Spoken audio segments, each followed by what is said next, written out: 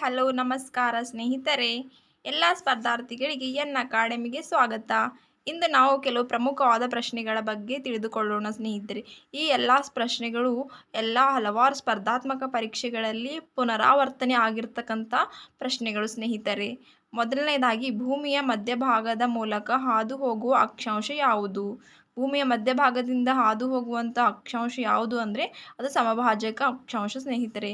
ಇನ್ನು ಪಂಚತಂತ್ರಗಳನ್ನು ಬರೆದವರು ಯಾರು? ಪಂಚತಂತ್ರವನ್ನು ಬರೆದವರು ಯಾರು ಅಂದರೆ ವಿಷ್ಣು ಶರ್ಮಾ ಸ್ನೇಹಿತರೆ. ಇನ್ನು ಮಿಜೋರಾಂನ ಅಧಿಕೃತ ಭಾಷೆಗಳು ಯಾವುವು?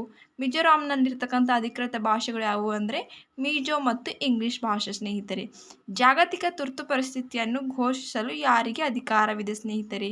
ಜಾಗತಿಕ ತುರ್ತು ಪರಿಸ್ಥಿತಿಯನ್ನು ಘೋಷಿಸಲಿಕ್ಕೆ ಯಾರಿಗೆ ಅಧಿಕಾರವಿದೆ ಅಂದರೆ ವಿಶ್ವ ಆರೋಗ್ಯ ಸಂಸ್ಥೆ, ವರ್ಲ್ಡ್ ಹೆಲ್ತ್ ಆರ್ಗನೈಜೇಷನ್ ಸ್ನೇಹಿತರೆ. ಇನ್ನು the god of small things ಕೃತಿಯ ಲೇಖಕರು ಯಾರು ಸ್ನೇಹಿತರೆ? ದ ಗಾಡ್ ಆಫ್ ಸ್ಮಾಲ್ ಥಿಂಗ್ಸ್ನ ಕೃತಿಯ ಲೇಖಕರು ಅರುಂಧತಿ ರಾಯ್ ಸ್ನೇಹಿತರೆ. ಇನ್ನು ನೆಕ್ಸ್ಟ್ ಕ್ವಶನ್ ಬಂದುಬಿಟ್ಟು, ಭಾರತ ಸರ್ಕಾರದಿಂದ ದಾಮೋದರ ಕಣಿವೆ ಸಂಸ್ಥೆ ಡಿವಿಸ್ ಸ್ಥಾಪಿಸಲಾದ ವರ್ಷ ಯಾವುದು?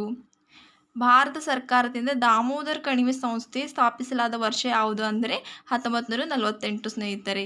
ಇನ್ನು ನೆಕ್ಸ್ಟು, ಭಾರತ ಪ್ರಥಮ ಮಹಿಳಾ ರಾಯಭಾರಿ ಯಾರು? ಭಾರತ ಪ್ರಥಮ ಮಹಿಳಾ ರಾಯಭಾರಿ ಸ್ನೇಹಿತರೆ.